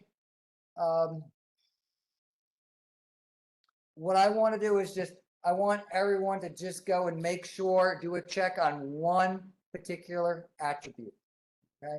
Hey, I want to go through this database and test. I want to see how many of the titles are none. How many of them are correct? How many? Do I know if it's area codes or not? No. And this is what we called last week data completeness. All right, I want to go through and just count how many nones there are. Of those 743 entries across the, 27 feature classes or whatever we're looking at, how many nones are there? How many of those are none? And then pretty easy to do because look at this code. It's really, really, it's really, really small, to be honest with you. Is there a way that you can go through to check the number of nuns? Yeah, of course you can. If string item underscore metadata title is none, print the title is none. Number of nuns equals number of nuns plus one. So for all 743, those 743, you've got 27 nuns. If tags equal or is none, add it up. If the summary is equal to none, add them up. Description is equal to none, store a message and say, hey, your summary is incomplete, or you don't have a summary, you don't have a description, you don't have credits, you don't have access constraints. And those can be checked there because this little chunk of code ran all of that. And what I would like everyone to do is just add a little of this code so you can check for number of nuns. Make sure it's correct.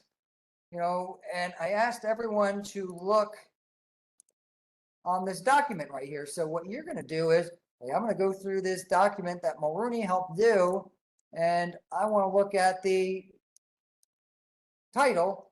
And what's supposed to be the title? Is the title required? I'm sure it is because he kind of highlighted it here. But all right, title, provide a description.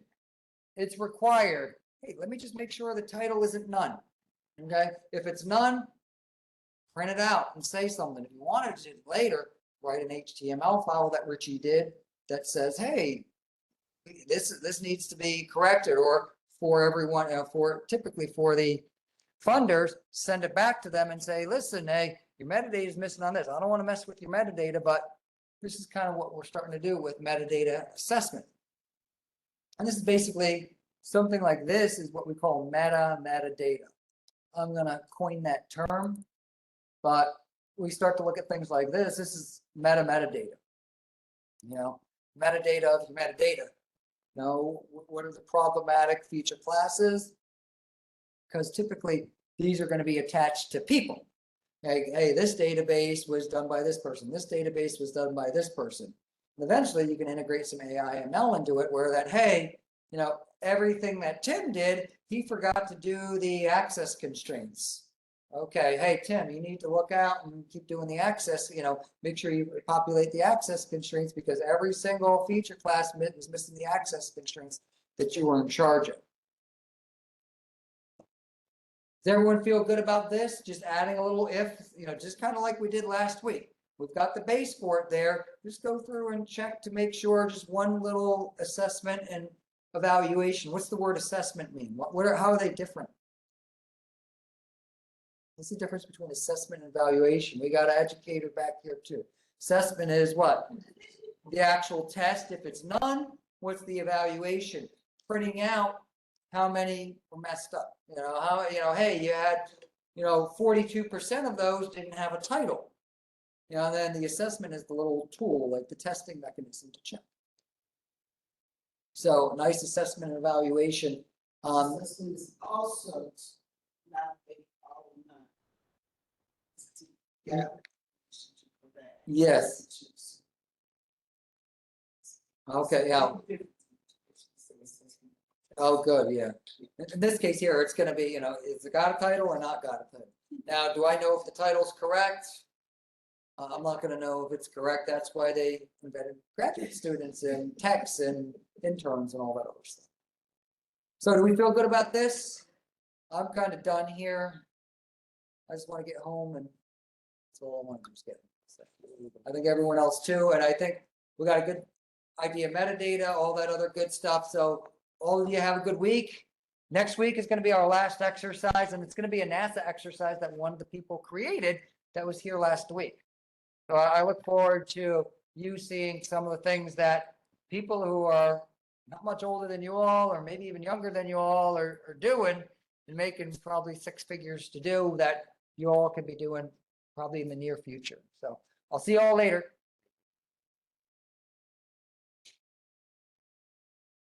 Thank you. All right. Thanks, Juan. Y'all have a good evening. All right. See you later, Greg.